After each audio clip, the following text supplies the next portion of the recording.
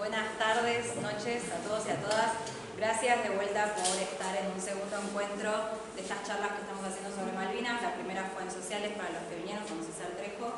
Y bueno, en este segundo encuentro nos encontramos con María Sofía Basalo, que es doctora en la Universidad de la UBA, ¿verdad? De sociales. De sociales, para quienes somos de sociales acá. Y ella también es integrante del Observatorio de Malvinas de la Universidad de Lanús, junto con César.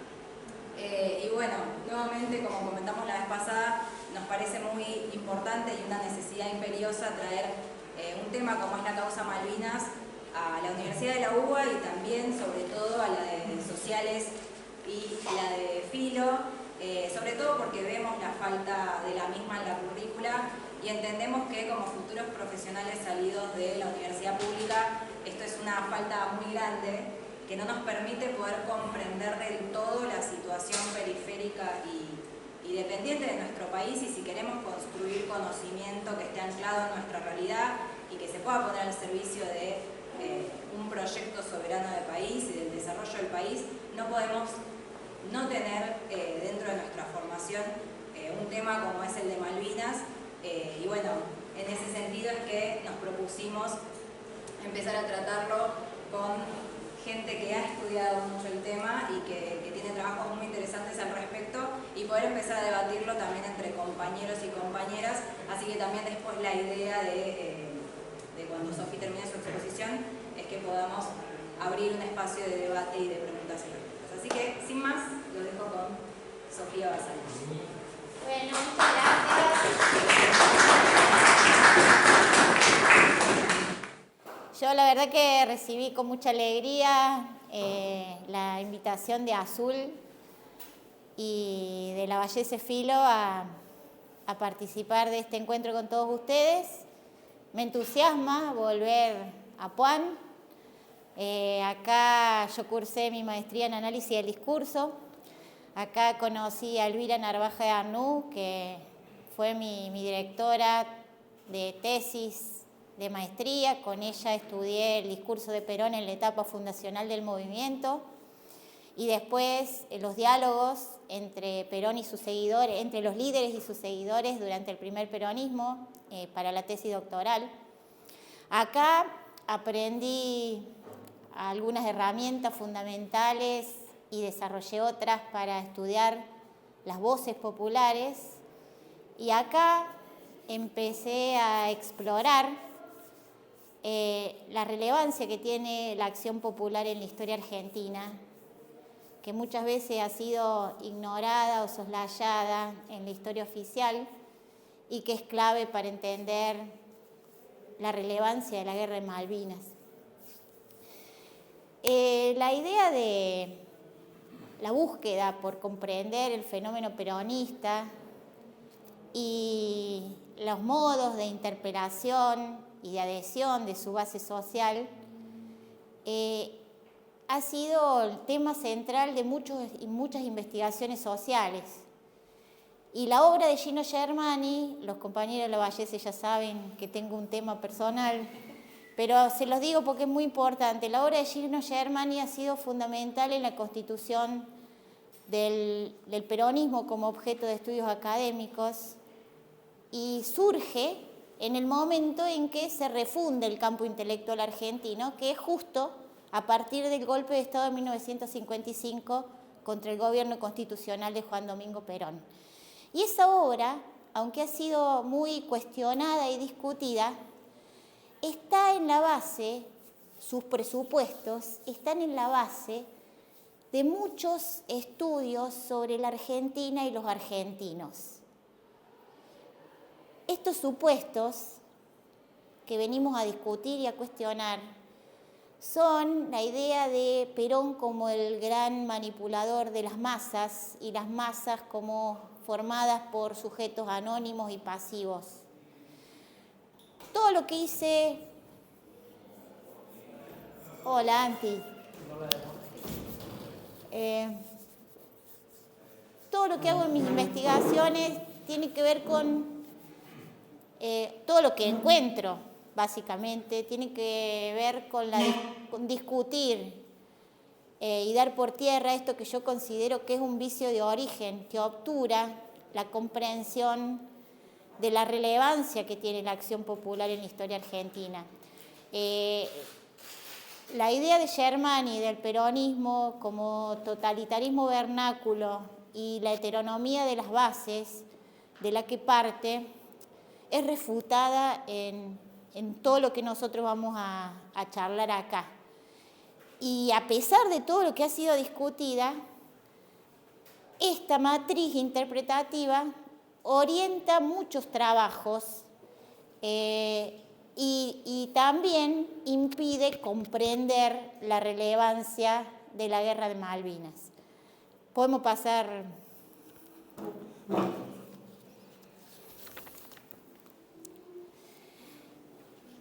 Yo acá, en esta facultad, me encontré con el análisis del discurso como disciplina teórico-metodológica, como disciplina indicial en los términos de Carlo Ginzburg, que me llamó la atención sobre las periferias, las márgenes, las voces silenciadas, invisibilizadas, y me proveyó herramientas para analizarlas. Así fue que me dediqué a estudiar las voces populares, las voces de los argentinos que dialogan con Perón y Eva Perón durante el primer peronismo, pero también las voces de los combatientes de 1982, las voces de los miles de argentinos que salen a las calles y a la plaza para reivindicar la acción de recuperación territorial, y las de los compatriotas que dispersos en todo el territorio nacional, en estos 40 años, a pesar de todas las políticas del olvido, se las han ingeniado para mantener viva la memoria.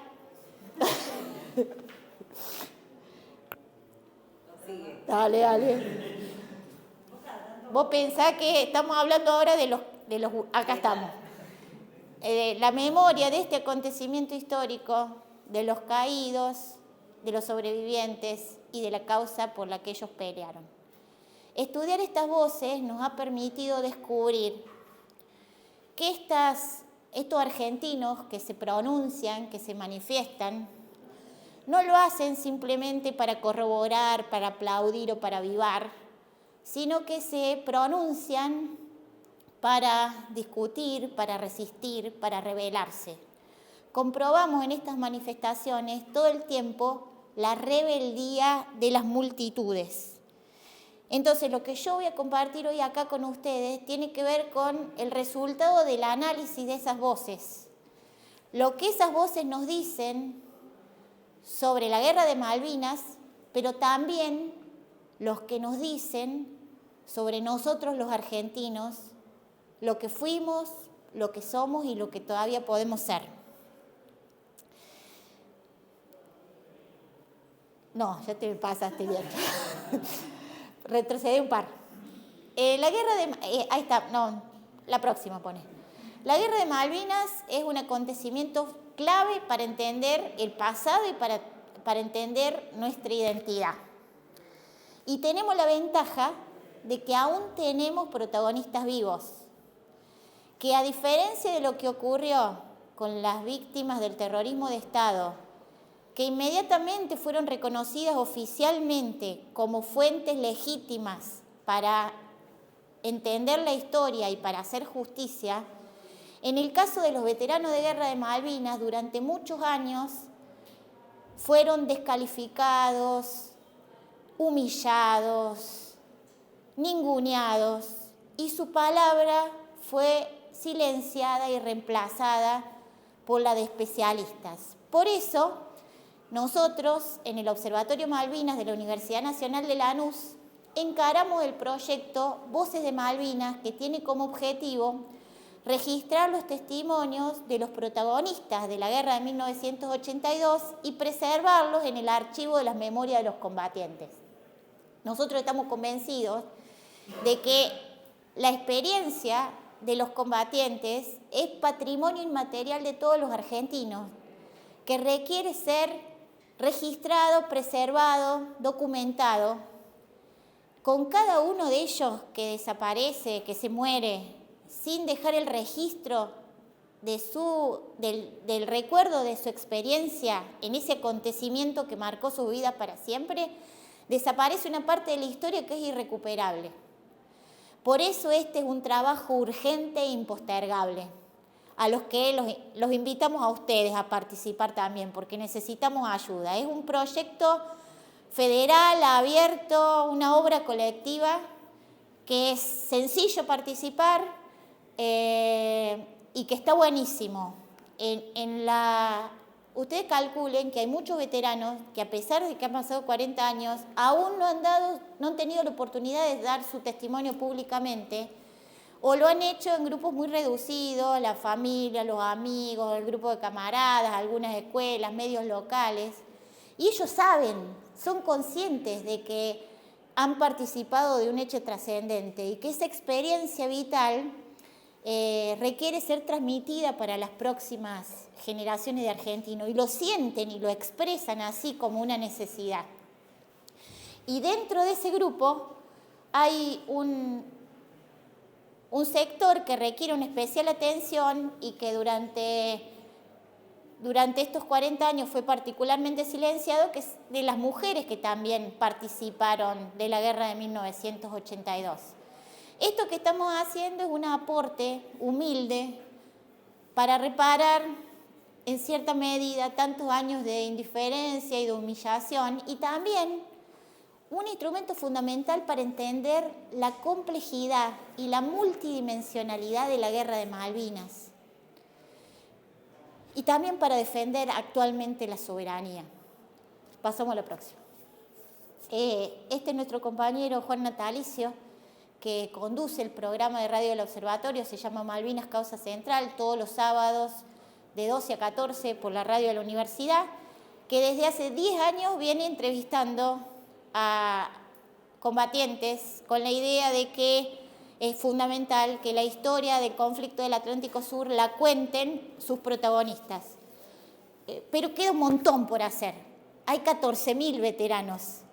Por eso nosotros estamos trabajando en red, y está buenísimo saber que al mismo tiempo en distintos rincones del país estamos todos trabajando para lo mismo. Esto está muy bueno. En la UNLA este proyecto adquiere las características de lo que se llama pedagogía del aprendizaje-servicio. ¿Qué es esto? Son proyectos protagonizados por los estudiantes desde el principio al fin. No es que los estudiantes hacen el trabajo feo, sucio, o que no quiere hacer nadie, sino que son protagonistas, participan desde el diseño hasta la evaluación, atiende una necesidad real y sentida de un grupo, de una población específica, a partir de la puesta en obra de los conocimientos y competencias propias de su formación académica. En el equipo de la UNLA participan estudiantes de Ciencia Política y Gobierno, Relaciones Internacionales, Salud Comunitaria, Turismo, Seguridad Ciudadana, Audiovisión. Los de Audiovisión son fundamentales porque son los que se ocupan del registro. Pasamos a la próxima. En este marco, este tipo de proyecto, dentro de esta concepción, permite la formación integral y la integración de conocimientos que son conocimientos de política, de cultura, bélicos, de defensa, legales. Se integran personalmente estudiantes de distintas carreras y con miembros de otros claustros, porque del mismo equipo participan autoridades, investigadores, docentes, trabajadores no docentes, junto a los estudiantes, que son la masa fundamental del equipo. También permite formarse en metodología y técnicas de la investigación y la intervención social, y fundamentalmente produce un fortalecimiento del compromiso social con las organizaciones de veteranos especialmente, y de familiares y de hijos, que ahora están teniendo un protagonismo muy grande, y con la causa Malvinas. Y esto que yo les digo no es una expresión de deseo, sino que les estoy dando testimonio de algo que estoy viendo funcionar y que no estoy viendo funcionar en los demás. Veo cómo opera también sobre mí. Nadie sale como entró de un proyecto de esta naturaleza. Pasamos a la próxima. Hola, buenas tardes.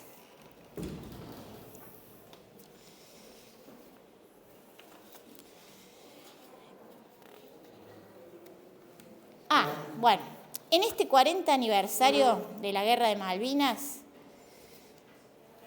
tenemos el gran desafío de arremeterle a la complejidad y de superar los dos modelos que están instalados, que son antagónicos y que son ambos simplificaciones que obturan la comprensión de la complejidad de la Guerra de Malvinas como hecho histórico.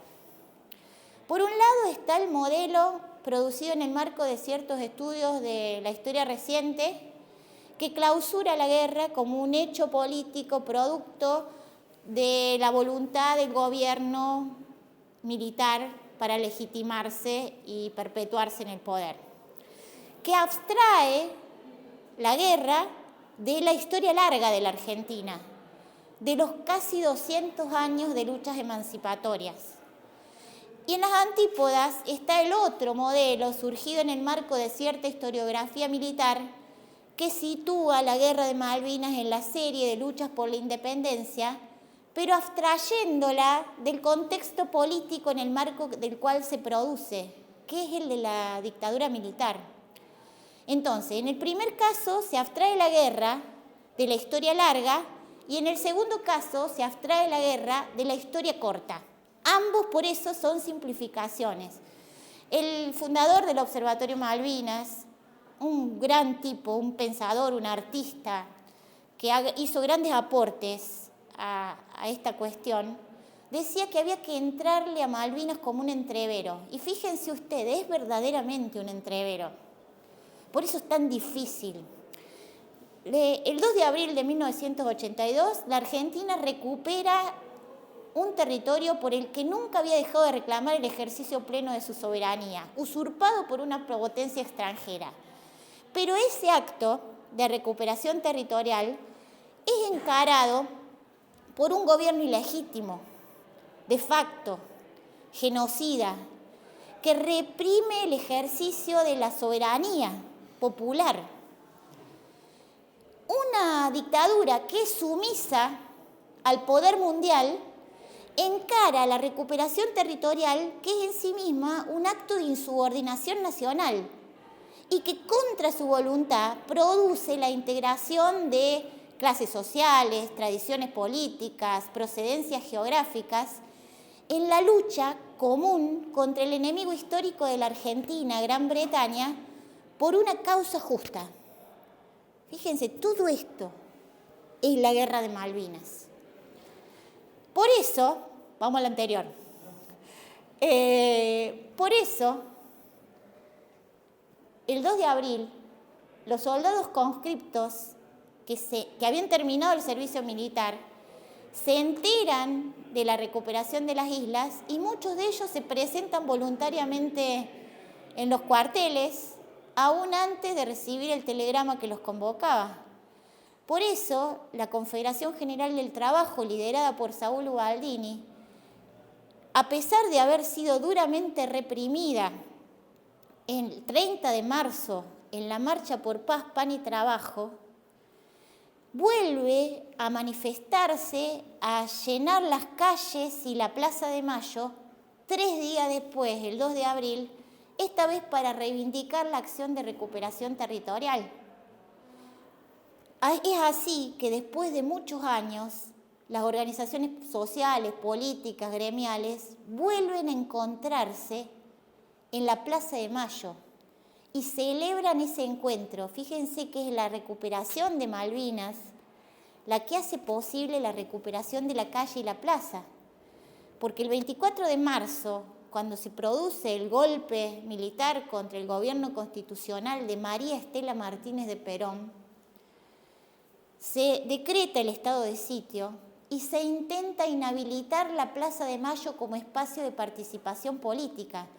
Porque a diferencia de otros totalitarismos, la dictadura militar argentina no es como el fascismo o el nazismo que alientan y promueven la movilización de masas. Acá todo lo contrario, se promueve el aislamiento, la despolitización de la sociedad argentina, el individualismo, el sálvese quien pueda.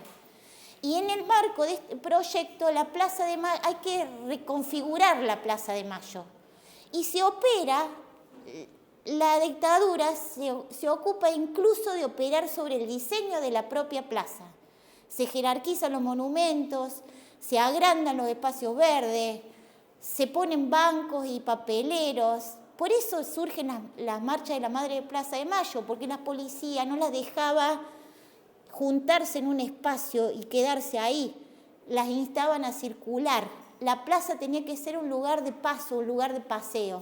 Circulen, circulen. Así empezaron a circular alrededor de la pirámide de Mayo.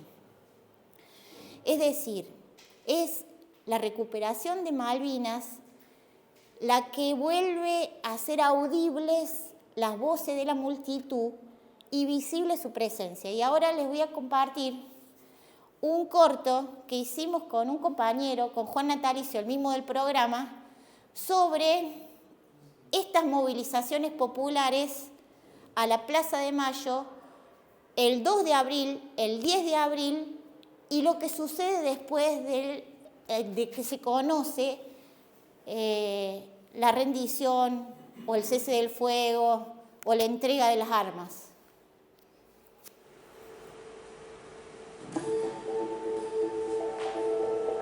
Estudiamos estas voces, analizamos las movilizaciones masivas a la Plaza de Mayo durante la Guerra de Malvinas, porque entendemos que ahí hay pistas fundamentales para comprender las complejas relaciones entre los argentinos, Malvinas, la defensa de la soberanía, la dictadura militar y Gran Bretaña. El 30 de marzo de 1982, miles de argentinos y argentinas marchan hacia la Plaza de Mayo, piden paz, pan y trabajo, y son duramente reprimidos.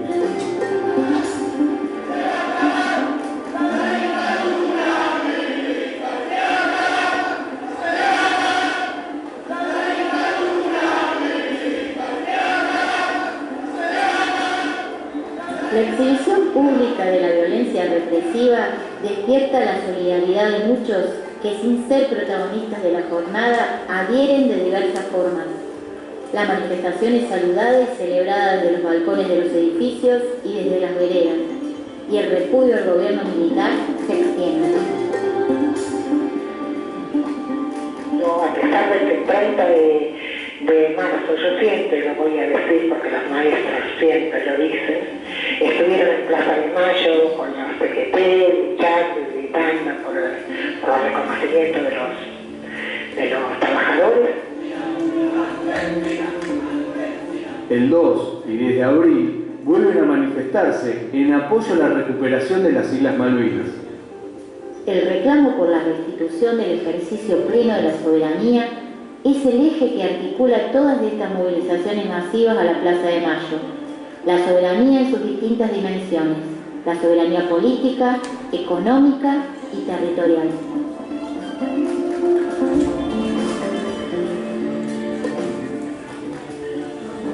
La recuperación de Malvinas habilita la recuperación de la calle y la plaza, une y reúne a los argentinos y argentinas, produce expresiones de solidaridad y apoyo de pueblos latinoamericanos y del mundo.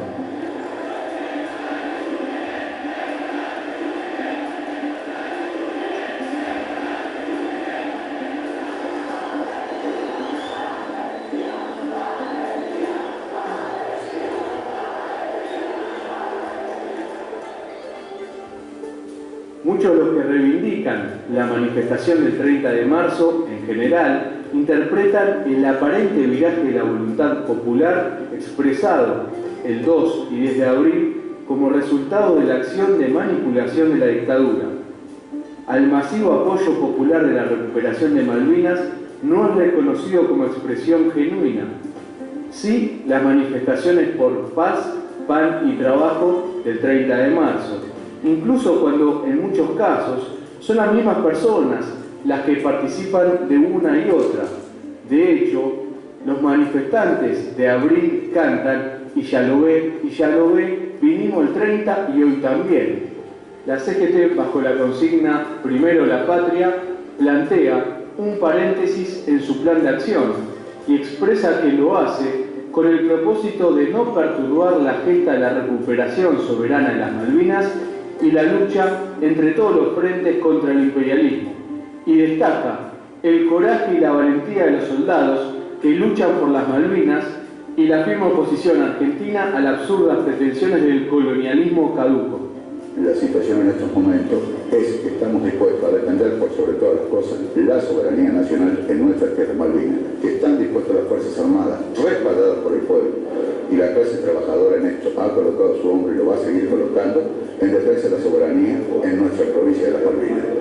La CGT exhibe las contradicciones de la dictadura que 3 días antes sostenía que la Central Obrera había sido disuelta y ahora convoca a su cúpula para integrar la delegación de organizaciones civiles que se traslada a Malvinas. Advierten, los subversivos de ayer somos los patriotas de hoy. Varios dirigentes políticos, representantes de la CGT, viajan a las islas, invitados por el gobierno. La dirigencia gremial aclara que la reconquista de las Malvinas en nada modifica los graves problemas internos y que la tregua no debe interpretarse como una renuncia a lograr los objetivos de justicia social, independencia económica y soberanía política. A su regreso de Malvinas, Saúl Gualdini se manifiesta profundamente conmovido y compenetrado con la acción de los soldados argentinos. Esos muchachos soldados que están en las Malvinas, que no son solo hijos de trabajadores, sino que algunos ya vienen trabajando desde hace tiempo, a pesar de su edad. Sentí tristeza cuando tuve que volver, porque el indio que llevo adentro quería quedarse allí con ellos, con los soldados de las 3 armas que defienden nuestras tierras. Llevo en mis oídos las palabras de esos muchachos que me llenaron de emoción. Están preparados para todo. Numerosos manifestantes se pronuncian a favor de la recuperación de Malvinas, pero contra la dictadura, con estos cantos y consignas.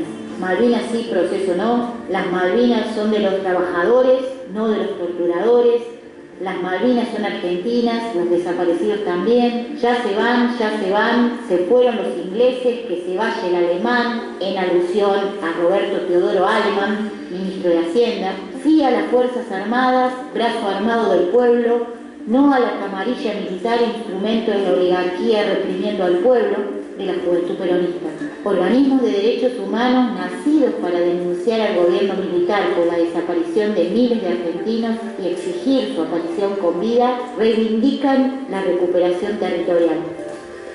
Nosotros sabemos que nuestros desaparecidos son auténticos también luchadores por la soberanía nacional.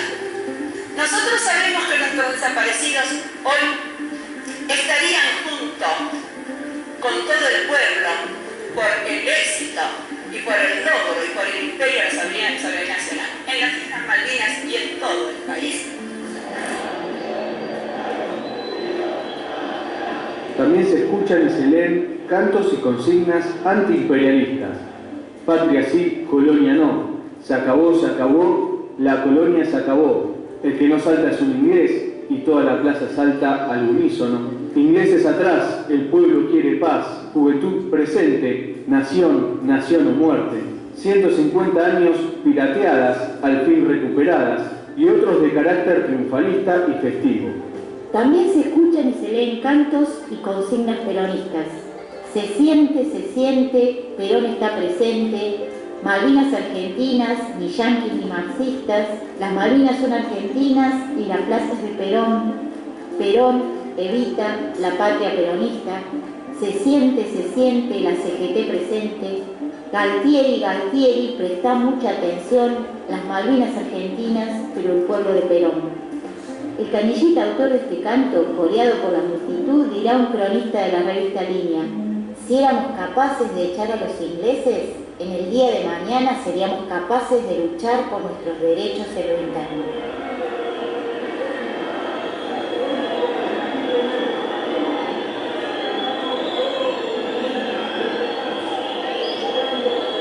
Los manifestantes concurren a la plaza no solo para aplaudir y vivar, sino para discutir y pronunciarse. Son multitudes heterogéneas que exhiben disidencias. La unanimidad se expresa solo respecto de la justicia y la recuperación territorial. Los géneros del discurso militar, el comunicado, la arenga, en el marco de las relaciones jerárquicas de la institución, constituyen matrices de producción de tipos de discursos que no se discuten ni se responden. Las circunstancias hacen, se obedecen, confirman y corroboran. Las circunstancias hacen que ejerza la primera magistratura del país como presidente de la nación, representando a todos ustedes. Por eso, la espontánea asamblea de Plaza de Mayo que se despliega a partir de la recuperación de las Islas Malvinas pone a Galtieri en un lugar incómodo, al que no está habituado, en el que no sabe cómo proceder. Se suceden entonces situaciones anómalas. Inicial con los representantes del gobierno de los Estados Unidos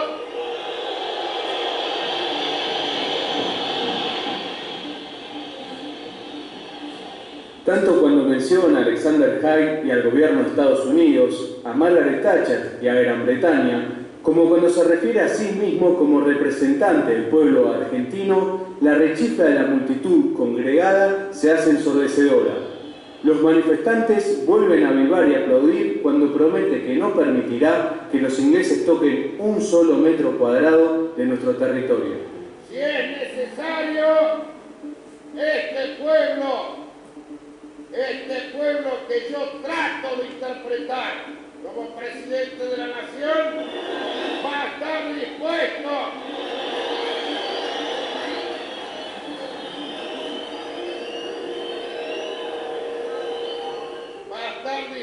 a tender la mano en la paz con hidalguía y en la paz con honor, pero también dispuesto a escarmentar a quien se atreva a tocar un metro cuadrado del territorio argentino.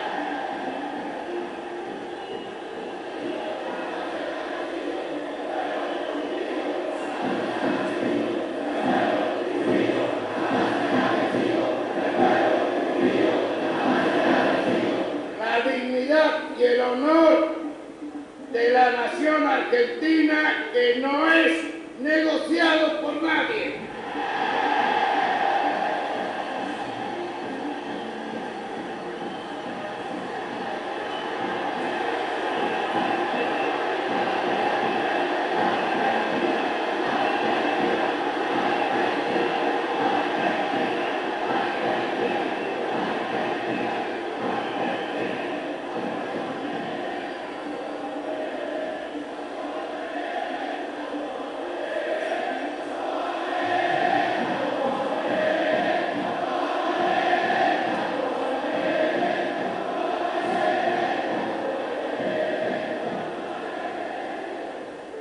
Que sepa el mundo, América, que un pueblo con voluntad, pueblo argentino, si quieren venir, que vengan, les presentaremos batalla.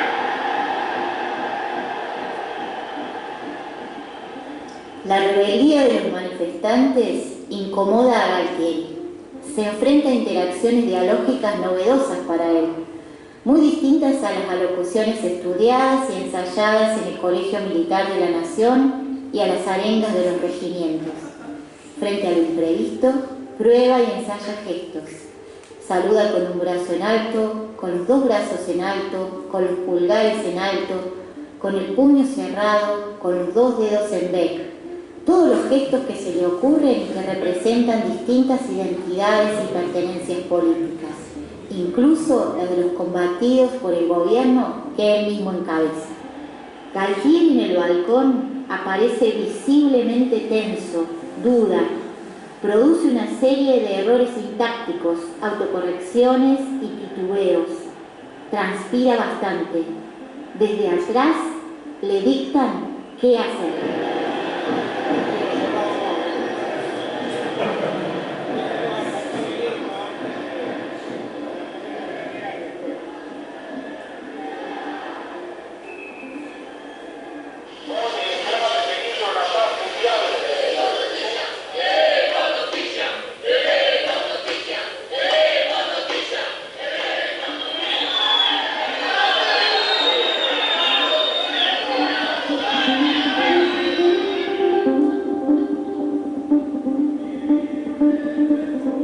Frente a la noticia de la rendición, argentinos y argentinas salen a las calles a discutir la autoridad de los responsables y a expresar públicamente su voluntad de restituir la soberanía plena.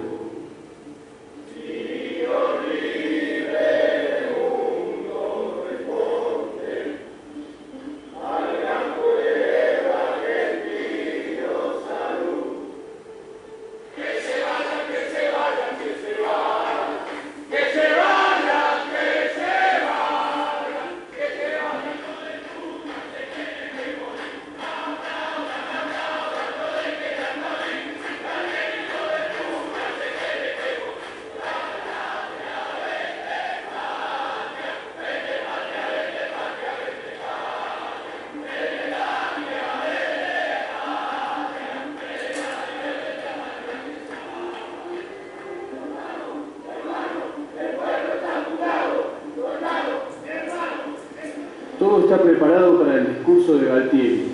Los micrófonos, las banderas, la iluminación. Se había anunciado que a las 19 horas el presidente de facto hablaría desde uno de los balcones de la Casa Rosada. Ante su ausencia, los manifestantes indignados gritan: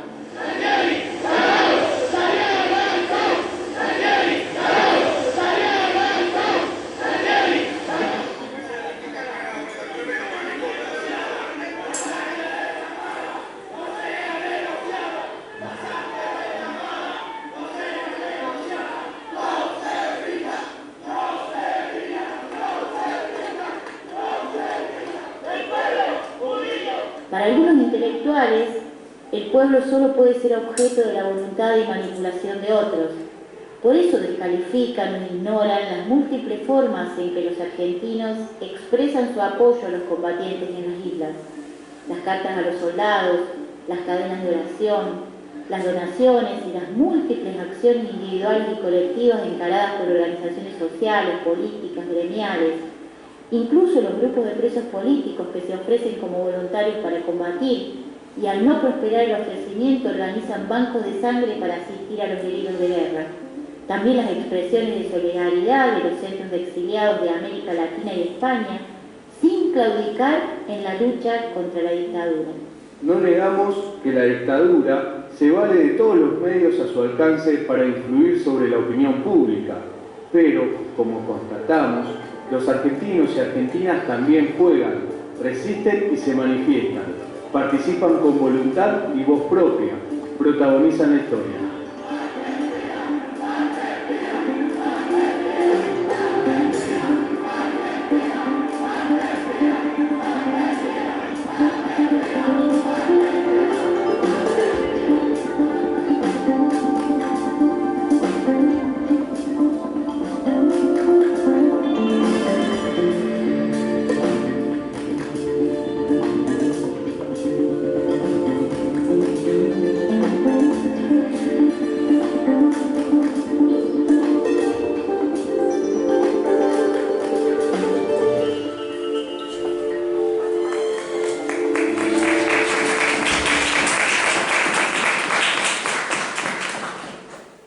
¿Alguna pregunta, comentarios para hacer o seguimos y...? La imagen de la última, del pan, sí. La gente se le iba a darle comida, así, y así nomás. Eso fue cuando regresaron de las islas, que desembarcaron en Puerto Madryn, en el Canberra. El primer desembarco, la gente logró traspasar el cerco que había armado el gobierno militar para impedir el contacto, porque a los soldados los traían ocultos. La idea era que no se produjera ese contacto. pero la gente desbordó todo y se armó un pogo entre los combatientes y todo el mundo quería que les dejaran algo de recuerdo, todo el mundo se quería llevar a algún soldado a su casa, invitarlo a comer, que se quedaran. Bueno, las próximas, eso fue en el primer desembarco, después organizaron bien los operativos, los trajeron con los camiones, con las lonas puestas a los costados para que ni siquiera pudieran tener contacto visual, y así fue el regreso en el resto de los casos. Y ahí empezó la desmalvinización por orden del general Nicolai. Ahora yo voy a ver que la desmalvinización empieza un ratito antes, y empieza, ahora vamos con eso. Muchas gracias. ¿Alguna otra pregunta o comentario? Bueno, Enrique Oliva, que era corresponsal, ahora vamos a la diapo donde dice lo de los bolivianos. Ahí está, perfecto. Enrique Oliva, que era corresponsal en Londres, dice que durante las 10 semanas que duró la Guerra de Malvinas, Argentina conmovió al mundo, internamente se unió como nación y conquistó la admiración de pueblos de la tierra en una lucha heroica y desigual contra el colonialismo. Ese año, en el acto del 1 de mayo, la bandera argentina flamea en distintas ciudades del mundo, es decir, la bandera argentina asociada a las luchas obreras, asociada a la rebeldía. Ese mismo año, durante la guerra, las embajadas de Venezuela, Perú, Cuba, Panamá reciben a voluntarios de esos países para ir a combatir junto a los soldados argentinos. En Caracas, Venezuela, se hace un apagón en contra del criminal hundimiento del crucero General Belgrano. Perú organiza un operativo muy peligroso, secreto, para enviar 6 aviones Mirage para fortalecer a la Fuerza Aérea Argentina. En las calles de Madrid, españoles marchan al grito: "Gobierno gallina, aprendan de Argentina". Y es así que en estos 40 años nos han querido hacer avergonzar, dudar, negar ese amor y desconocer el estallido patrio que se produce tanto en los campos de batalla en el Atlántico Sur como en las calles, en las plazas y en las múltiples acciones en distintos lugares del continente. Fue esa actualización de la tradición histórica en la acción popular la que convierte la mezquina maniobra de un dictador en una misión colectiva anticolonial que tiene un gran potencial movilizador. Y los británicos lo advierten de inmediato, y ellos, que nos conocen muchas veces mejor que nosotros mismos, actúan en consecuencia. Vamos a la próxima. Margaret Thatcher, el 5 de abril, ahí estamos, ahí está. El 5 de abril dice: "Si este tiene éxito, habrá otros ejemplos en otro lugar". La próxima. Winston Churchill nieto dice: "A los argentinos hay que revolcarlos en la humillación para que nunca jamás piensen en pretender territorio británico".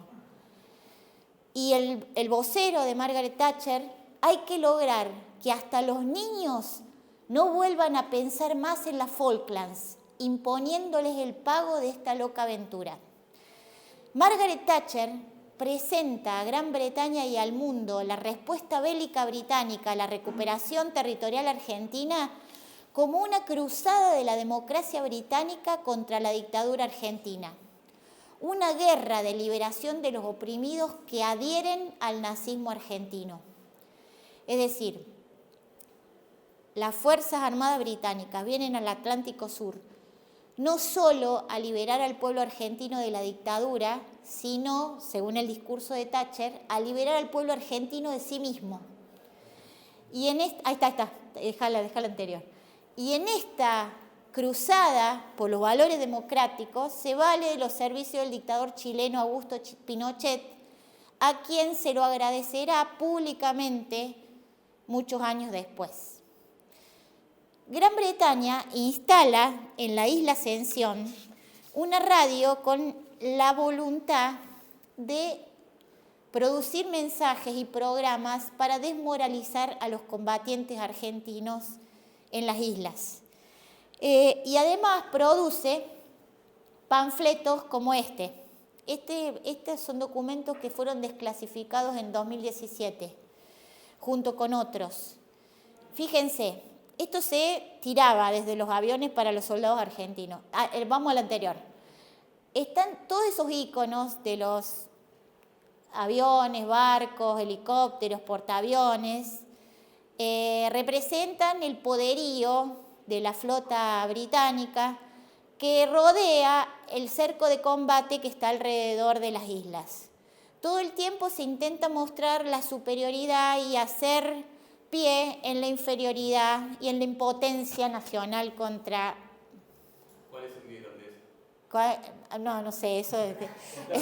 Perdón, un tercio de la Royal Navy fue un día de la... Hay que tachar.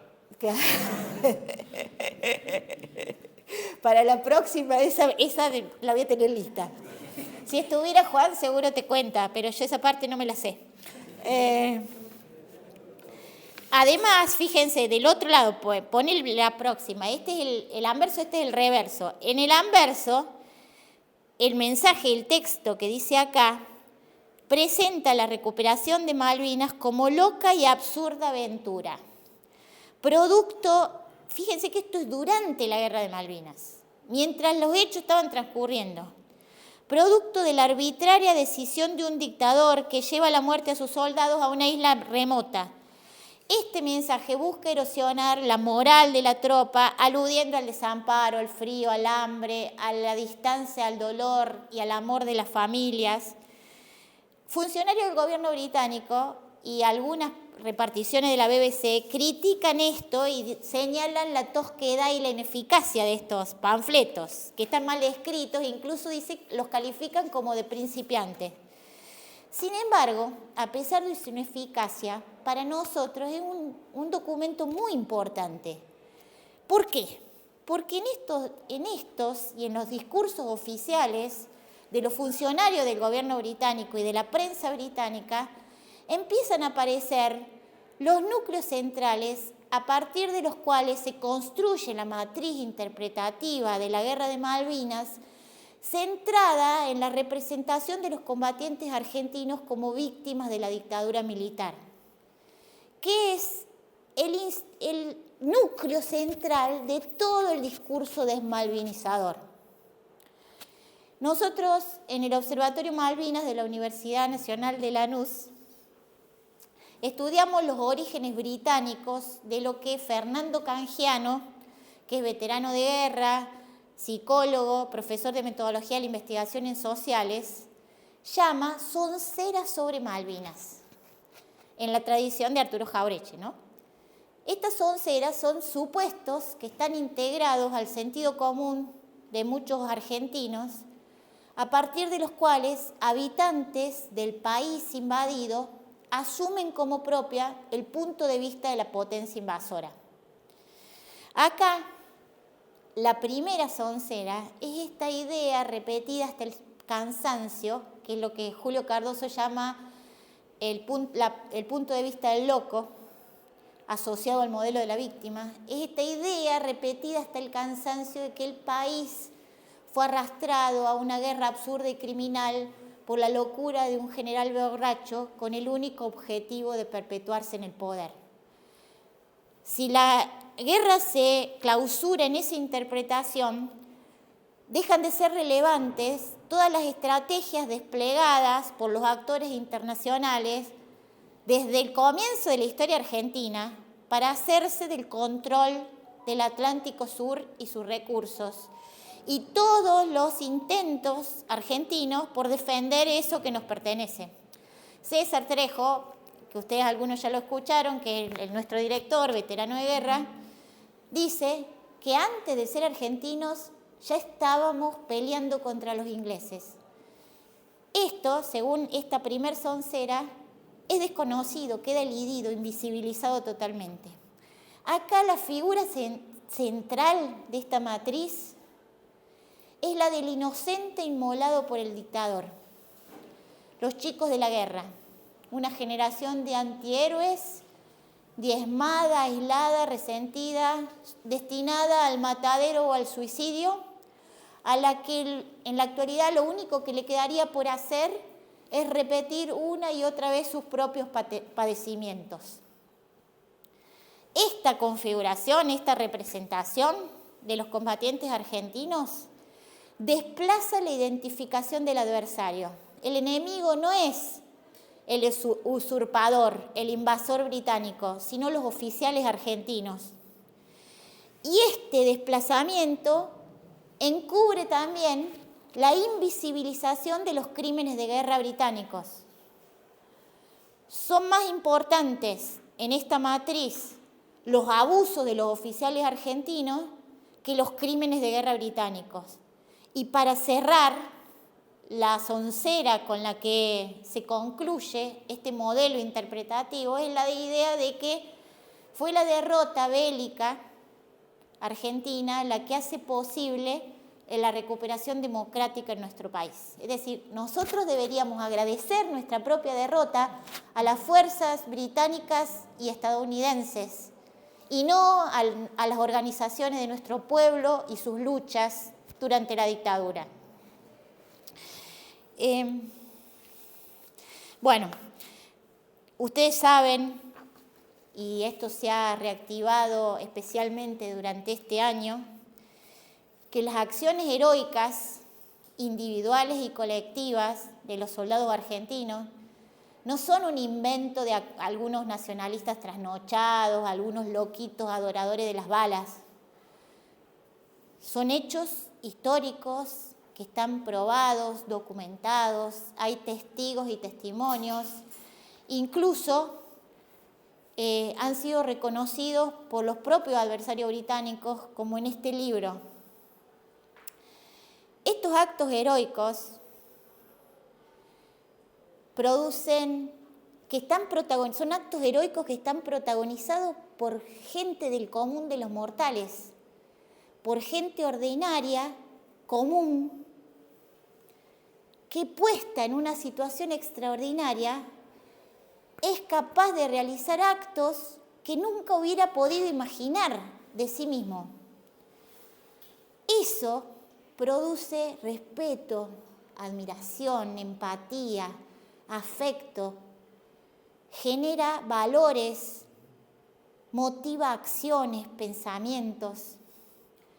Y eso es lo que la desmalvinización se propone desmontar. Porque la comunidad nacional, unida en contra del adversario histórico, incomoda, produce miedo. ¿Qué es la desmalvinización entonces?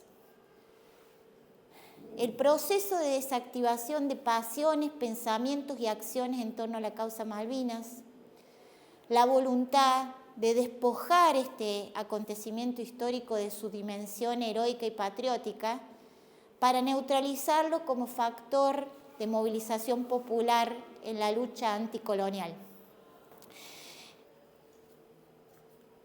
Esta perspectiva aludida a partir de las onceras sobre Malvinas promueve la resignación, la aceptación de la ocupación de la tercera parte de nuestro territorio, que incluye también nuestro mar. A partir de esta idea de cierta fatalidad nacional, impotencia nacional frente a las agresiones extranjeras, a nosotros nos quedaría solo resignarnos, no podemos hacer nada. Ese es el orden del mundo en el que nos ha tocado. César siempre parafrasea a Sun Tzu y dice que los mejores generales no son los que ganan todas las batallas, sino los que convencen a sus rivales de que no tiene sentido pelear. Este modelo de las víctimas y el punto de vista del loco no solo apunta y afecta la interpretación de los combatientes, sino que también apunta a neutralizar el concepto, la tradición y la experiencia de nación. Eso es lo que se proponen borrar.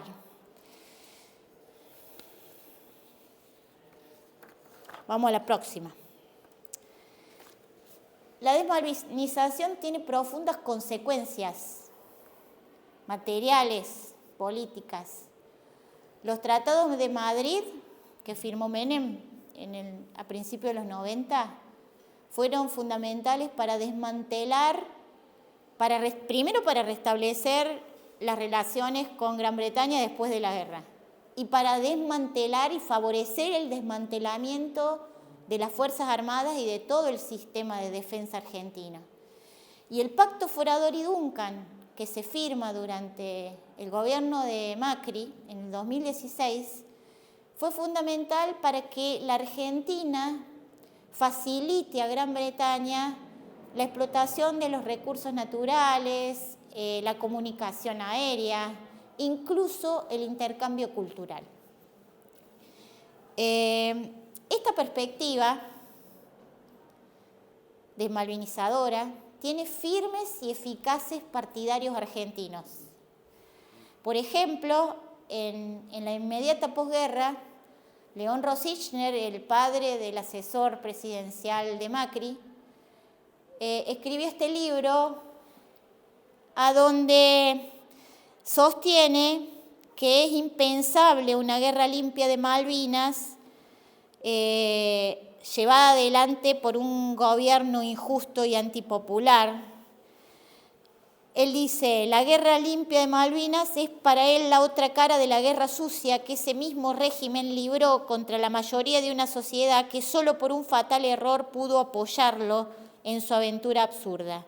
Desde su perspectiva, Malvinas es simplemente el nombre de un conjunto de crímenes. En esta línea se ubican las producciones audiovisuales más reconocidas de la Guerra de Malvinas. Los chicos de la guerra e Iluminados por el fuego. Iluminados por el fuego está hecha en base al libro del veterano de guerra Edgardo Esteban, actual director del Museo Malvinas. Igual confesó que no volvería a escribir ese libro, que ese libro fue producto de un momento. Y dirigida por Tristan Bauer, el actual ministro de Cultura de la Nación. Sí. Y sí, la bajan ellos como material fundamental para trabajar la guerra en clase. ¿Y cuál es el problema de esta película? La perspectiva de esta película está centrada en la historia de 3 combatientes argentinos, 3 soldados conscriptos, que fueron a la guerra llevados a la fuerza, que no saben por qué están ni por qué pelean. El adversario fundamental representado en este film son los oficiales argentinos. Los británicos no aparecen, no tienen rostro. Son como una fuerza omnipotente que todo lo abarca y frente a la cual los argentinos lo único que pueden hacer es mostrar su impotencia, su debilidad, su miedo y sus miserias. Es una película que se pronuncia por la paz, pero es un pacifismo abstracto que elide la cuestión de la justicia sobre la que se funda toda paz verdadera. Además, desprecia, toma esta idea de que todas las movilizaciones populares, esas que acabamos de ver en el corto, fueron producto de la manipulación de la dictadura que le hizo la dictadura de la sociedad argentina. Es decir, no reconoce como legítimas nada de eso, de esas expresiones que nosotros vimos recién. En el año... Sí. Edgardo Esteban, veterano de guerra. En el año del 30 aniversario de la guerra, fíjense que cada aniversario redondo hay una estrategia nueva desde el poder. Cada vez más sofisticada es la desmalvinización. En el 30 aniversario era bien burda y frontal. Había espacio y contexto para esto. Varios periodistas, intelectuales, artistas reconocidos, algunos profesores de esta casa, publican un documento que se llama Malvinas, una visión alternativa, que reafirma y actualiza la matriz interpretativa británica. Allí se refieren a la trágica aventura militar de 1982, a la cuestión Malvinas como un tema menor de la agenda pública nacional, a la necesidad de respetar la autodeterminación de los isleños y a abandonar la agitación de la causa Malvinas. Exigen, fíjense esto, una crítica pública al apoyo social que tuvo la guerra y configuran a los conscriptos combatientes como víctimas directas de la sociedad argentina. Firman este documento Emilio de Ípola, Fernando Iglesias, Santiago Kovadlov, Jorge Lanata, Vicente Palermo, Luis Alberto Romero, Beatriz Arlo, Juan José Sebrelli, entre muchos otros. Obviamente que no pueden en el 40 aniversario con el fervor malvinero que hay y con la línea oficial del Malvina nos une, seguir con esa argumentación.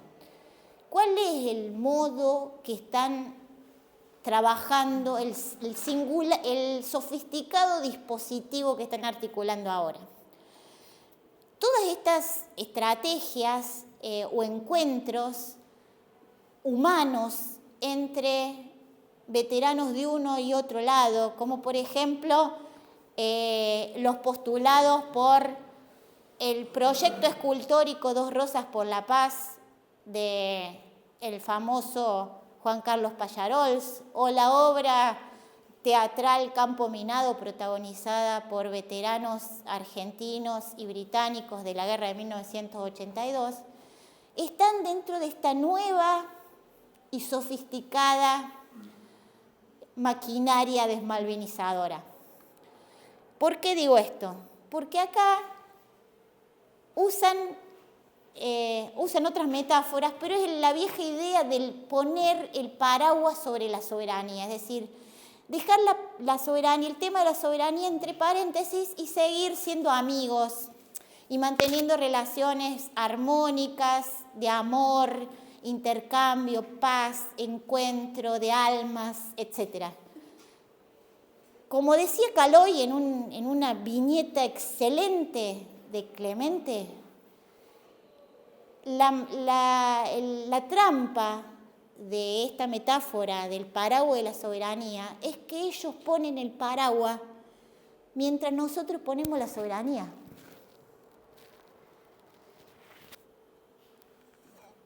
Nosotros tenemos hecho, no quiero aburrirlos acá, pero tenemos hecho profundos análisis de estos dos proyectos que si quieren los pueden buscar en la página del observatorio.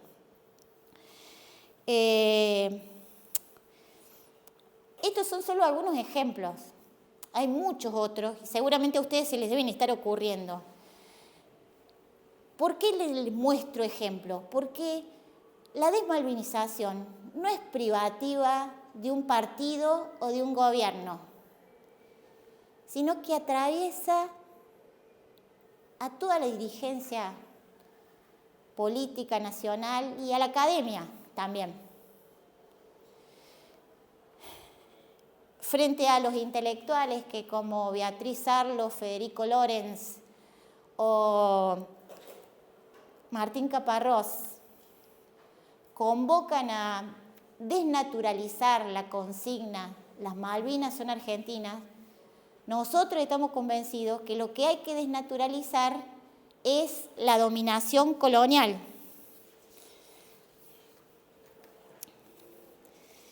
Un gran desafío que tenemos todos nosotros, los que estudiamos, enseñamos, investigamos en las universidades nacionales, es animarnos a ejercer el control epistemológico sobre nosotros mismos y a ver cómo nosotros, como parte del hábitus de nuestros propios campos disciplinares, hemos incorporado como propio el punto de vista del invasor. Y tenemos que animarnos a cuestionar, a problematizar la matriz interpretativa, que es la que es hegemónica en esta casa y en muchas otras universidades nacionales, que sostiene la idea de la Guerra de Malvinas como continuidad del genocidio de Estado. Vamos a la próxima. A pesar de todos los esfuerzos desde el poder, desde arriba hacia abajo, a pesar de todas las políticas del olvido, durante los últimos 40 años los argentinos se las han ingeniado de diferentes maneras para mantener viva la memoria de la Guerra de Malvinas y para seguir honrando a los caídos y a la causa por la que pelearon. Nosotros investigamos todo esto en un proyecto que se llama Gráficas del Pueblo, Memoria de la Causa Malvina en el Paisaje, que tenemos en una plataforma virtual en la que geolocalizamos las fotografías de las marcas de la memoria que nuestra gente va haciendo en los lugares donde vive. Estudiamos monumentos, banderas, remeras, grafitis, tatuajes y analizamos qué es lo que los argentinos dicen de Malvinas, dicen de los adversarios, dicen del pasado, del presente y el futuro. Dicen de su relación con el suelo y con el cielo, con la esfera de lo sagrado, a partir de estas manifestaciones que dejan inscriptas materialmente en el paisaje o en sus propios cuerpos. Vamos a la... Lo que nosotros vemos acá, en estas marcas, analizando estas marcas, que hay un espíritu de insubordinación contra eso que viene dado desde arriba. Es decir, frente a la desmalvinización operada desde arriba hacia abajo, los argentinos, una vez más, le oponen la remalvinización desde abajo hacia arriba. En síntesis, Malvinas, vamos a la próxima, ahí la dejamos. Es un tema crucial porque es la parte visible de un sistema de dominación invisible.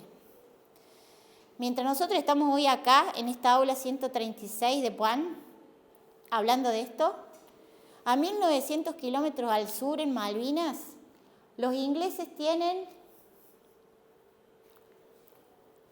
sus poderosas bases militares que constituyen una amenaza para nuestro país y para toda la América del Sur. Con estas bases dominan, controlan y explotan la tercera parte de nuestro territorio, que incluye también nuestro mar. Piensen ustedes que es como tener la tercera parte de la casa ocupada y que los usurpadores te usen el baño, dispongan de tus ahorros, de tu heladera y de las cosas que tenés en la alacena de tu cocina. Esa es la situación. El mapa bicontinental es muy importante porque permite ver a un golpe de vista la relevancia que tiene Malvinas y las consecuencias del control británico de estos territorios y a partir de ellos de todos los espacios marítimos circundantes y la relación con la Antártida. Es decir, esta parte visible, ¿por qué decimos que la parte visible? Hay un ejército militar, hay una fuerza militar extranjera ocupando nuestro territorio. Pero esta parte visible es posible porque hay una otra parte, una dimensión que es invisible y que es fundamental para que esta dominación se mantenga. Esa parte invisible es lo que nosotros acá en esta facultad nos cansamos de estudiar. Esto que Bourdieu llama poder simbólico. Nosotros sabemos que la lucha por el poder sobre las cosas, los recursos naturales, los territorios, los grupos sociales, también las naciones, está asociada a la lucha por el sentido común, por una visión del mundo que habilita, discute o cuestiona determinadas relaciones de dominación. En relaciones internacionales usan otro concepto, pero que está asociado, que es el de poder blando. ¿En qué consiste el poder blando? En la capacidad que tiene un Estado de lograr lo que quiere, persuadiendo a otros a que asuman como propios sus objetivos. Por eso Fanon dice que el secreto de la dominación colonial consiste en entrenar al colonizado en pensarse y en verse a sí mismo a partir de los ojos del colonizador. Durante los últimos 40 años, a nosotros, desde adentro y desde afuera de nuestro país, nos han querido convencer de que son dos islitas, que ya está, ya fue, que no tiene sentido hacer nada para recuperarlas, que en este mundo globalizado las fronteras no importan, que somos todos uno, que todos hay una onda de amor y paz en el universo, que no tiene sentido defender nada.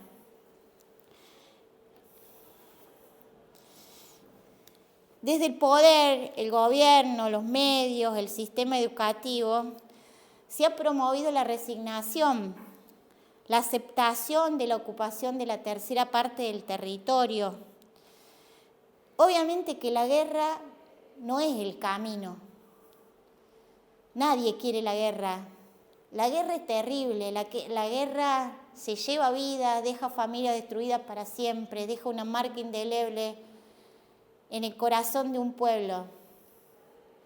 Pero de la solución de la injusticia de la ocupación colonial depende la solución de muchos de nuestros problemas, de los mayores problemas nacionales actuales. El hambre, la desnutrición, el trabajo de miles de nuestros compatriotas. Todos nosotros los que estamos hoy acá, que estudiamos, trabajamos, investigamos, enseñamos en las universidades nacionales, ni por un segundo tenemos que olvidarnos que podemos estar acá y hacer todo esto a pesar de la situación crítica que vivimos, gracias al esfuerzo de todos nuestros compatriotas, incluso de aquellos que cada día se levantan a la mañana a librar la batalla diaria por su subsistencia y la de sus familias, y que ni siquiera pueden soñar con venir a la universidad. Por todos ellos nosotros tenemos que hacer todo lo que esté a nuestro alcance para aportar a recuperar un proyecto nacional que nos saque de este pozo en el que estamos metidos. Vamos a la próxima. Ellos en 1982 fueron capaces de darlo todo. A nosotros hoy nos toca pelear con otras armas. Por suerte, estemos a la altura, asumamos el rol de combate que nos toca a cada uno en esta batalla por la soberanía, a ver si logramos una vez más volver a poner a la Argentina de pie.